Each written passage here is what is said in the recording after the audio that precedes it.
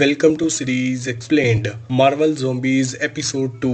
Episode की शुरुआत होती है ज़ॉम्बी अपोकलिप्स की शुरुआत से होती है। बीच में आउटब्रेक चल रहा होता है और हम शॉन और केटी को फॉलो करते हैं जो इस पागलपन को समझने की कोशिश कर रहे होते हैं। नॉर्मल ज़ॉम्बीज के साथ साथ हम जाइंट ज़ॉम्बीज भी देखते हैं जो लोगों को बिना दया के मार रहे होते हैं और शरीर में तभी मचा देते हैं। कुछ जाइंट इंसान भी शहर में भटक रहे होते हैं जो जाइंट ज़ॉम्बीज के अटैक का शिकार बन जाते हैं। ये सब PYM लैब्स के ब्लास्ट की वजह से हुआ था जो आग में जलता हुआ दिखाया जाता है। कैटी अपना घर जलता हुआ देखती है और उसकी माँ शायद अब मर चुकी होती है। दोनों भाग रहे होते हैं और FBI ऑफिसर जिमी वू उनकी हेल्प करता है। यहाँ एक छोटा थ्रू बैक मिलता है शैंग ची and the legend of the 10 rings के बस फाइट सीन का, जहां शॉन मार्शल आर्ट्स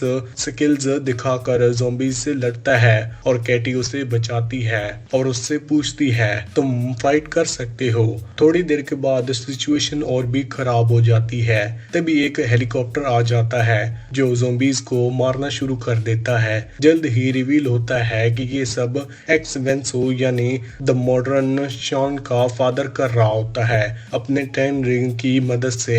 लेकिन जब शॉन को ज़ॉम्बीज काट लेते हैं वो अपनी रिंग्स शॉन को दे देता है ताकि वो बचा रहे और खुद सेक्रीफाइस कर देता है। ये सीन शॉन और वेन्यू के रिलेशनशिप को उल्टा दिखाता है जो टाइमलाइन में टेंस था। यहाँ सेक्रीफाइस से सॉफ्ट बन जाता है। वेन्यू एक ट्रेजिक लेकिन सिंपैथेटिक कैरेक्टर बनकर निकलता है। शॉन अपने फादर की डेथ पे शौक मनाता है लेकिन हेलीकॉप्टर उन्हें रेस्क्यू कर लेता है और वो सैन फ्रांसिस्को से निकल जाते हैं। ये पूरा opening scene what if season 1 episode 5 की इवेंट से पहले का होता है। साथ ही पैम लैब का जिक्र भी होता है जहां से ये सब ज़ॉम्बी मैस स्टार्ट हुआ था।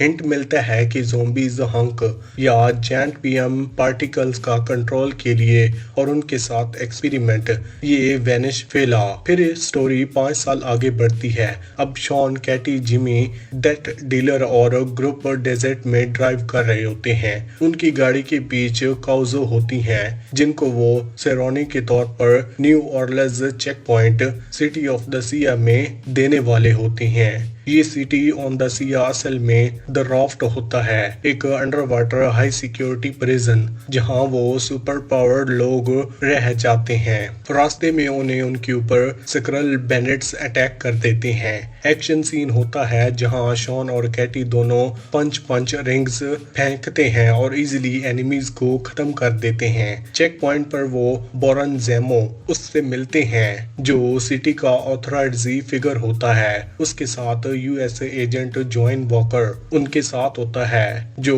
उसका राइट हैंड है। जेमो डिसाइड करता है कि कौन सिटी के अंदर जा सकता है और उसके लिए लोगों को ट्रिब्यूट्स देने पड़ते हैं। यहीं शॉन और उसका ग्रुप कमाला और उसके ग्रुप से मिलता है जो सिटी के अंदर जाना चाहते हैं। जेमो उनके ट्रिब्यूट्स और पावर देखकर दोनों ग्रुप्स को अंदर जाने की परमिशन दे देता है। आगे की कहानी राफ्ट के अंदर चली जाती है जहां ज़ॉम्बीज बिट्रल और सेक्रीफाइस देखने को मिलते हैं। जब हीरोज राफ्ट के अंदर अपनी नई लाइफ के लिए रेडी हो रहे होते हैं तभी वांडा ज़ॉम्बी आर्मी भी कन्फ्रंटेशन के लिए तैयार हो रही होती है। जैसे ही राफ्ट समुद्र के अंदर और गहराई में जाता है अंडर वाटर ज़ॉम्बीफाइड दोबारा जिंदा हो जाते हैं। लगता है वांडा ने उन्हें बुलाया होता है। चेक पॉइंट कुछ देर बाद पूरी तरह जल जाता है जहां ज़ॉम्बीफाइड ओकायो कियाना रेमेसी की आवाज ज़ॉम्बी आर्मी को लीड करती है। उसके बाद ज़ॉम्बीफाइड नेमरमोर अल्टरनेट का किंग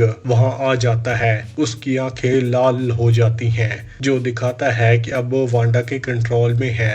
राफ्ट के अंदर दोनों ग्रुप एक दूसरे के साथ बॉन्ड करते हैं और डिनर टेबल पर जहां अनलिमिटेड फूड होता है कमाला शॉन और उसके फ्रेंड अपना प्लान बताती हैं। वो लोग न्यू असगार्ड जाने वाले होते हैं ताकि वहां से स्पेसशिप लेकर स्पेस में जाके सिग्नल दे सकें। शॉन सुनता है लेकिन इंटरफेस नहीं करता क्योंकि उसे लगता है कि होप का कोई फायदा नहीं है। सिटी ऑन द सिया में छुप कर रहना ज्यादा सेफ है, लेकिन ह्यूमन जल्दी समझ जाते हैं कि सेफ्टी सिर्फ एक इल्यूजन है।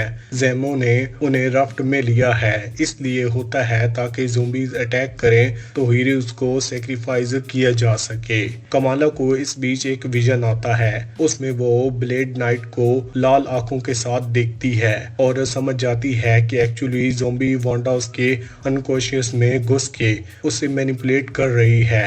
वो जाग जाता है, ब्लेड नाइट से बात करती है, लेकिन आखिर में उसे एक नाइटमेयर समझकर इग्नोर कर देती है। तभी ओकायो की ज़ोंबी आर्मी राफ्ट पर अटैक कर देती है। ज़ोंबी अटैक से बचने के लिए जेमो कमाला और उसके ग्रुप को समुद्र में इजेक्ट कर देता है, जैसे सेक्रीफाइस कर रहा हो। लेकिन कमाला का नूर, उसका बैंगल से निकलता लाइट उन्हें बचा लेता है। इसी वक्त ज़ोंबी नेमोर अपनी अनडेड आर्मी के साथ राफ्ट के अंदर घुस जाता है और राफ्ट को फ्लोट कर देता है। जेमो राफ्ट के लोगों को एस्केप पैड्स में भेजता है और नेमोर को हल्क कॉन्टिनेंटल सेल में बंद कर देता है। एक बड़ी फाइट होती है सुपर हीरोज और ज़ोंबीज के बीच, लेकिन सून नेमोर सेल तोड़ देता है और लोगों को ब्रूटल तरीके से मारना शुरू कर देता है। हीरोज समझ जाते हैं कि नेमोर को रोकना मुश्किल है। तभी येलेना डिसाइड करती है कि वो कंट्रोल रूम में जाकर मैनुअली लाइफ पैड एक्टिवेट करेगी ताकि कमाला अपना मिशन कंटिन्यू कर सके। कमाला का सामना नेमोर से होता है, जो ट्रांसमीटर के पीछे होता है। वांडा के ऑर्डर पर कमाला उसे ट्रिक करती है और शॉन कैटी और ब्लेड नाइट की मदद से अपना क्वांटम बैंगल यूज करके नेमोर को मार देती है। नेमोर के खत्म होने ही Kamala Red Guardian, Black Knight, शॉन कैटी, जेमो और जेमी के साथ लाइफ पैड पर निकल जाती है। येलेना मैनुअली पैड स्टार्ट करती है, लेकिन खुद ज़ोंबी आर्मी से गिर जाती है। राफ्ट भी पूरी तरह फ्लॉड हो चुका होता है। अपनी मौत समझकर येलेना एक इमोशनल डायलॉग बोलती है, मेरी डेथ का रिस्पेक्ट करके साथ रखो। रेड गार्डियन अपनी बेटी की डेथ पे शोक मनाता है और बाकी टीम उसे कंसोल करती है। इसी के साथ ये एपिसोड यहीं पर खत्म होता है। आपको कौन सी मूवी या फिर वेब सीरीज का एक्सप्लेनेशन चाहिए, हमें कमेंट सेक्शन में जरूर बताना। वीडियो अच्छी लगी तो वीडियो को लाइक करके चैनल को सब्सक्राइब लाजमी करना। Thanks for watching.